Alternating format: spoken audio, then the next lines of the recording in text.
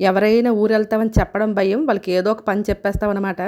అయితే మొన్న సంక్రాంతి పండగకి తెలిసిన వాళ్ళ ఊరెళ్తే, వాళ్ళకి కొన్ని సామాన్లు తెమ్మని చెప్తే చక్కగా ఈ డబ్బా నిండా పేర్చేసి ఒక మంచి ప్యాకింగ్ చేసి తీసుకొని వచ్చేసారు.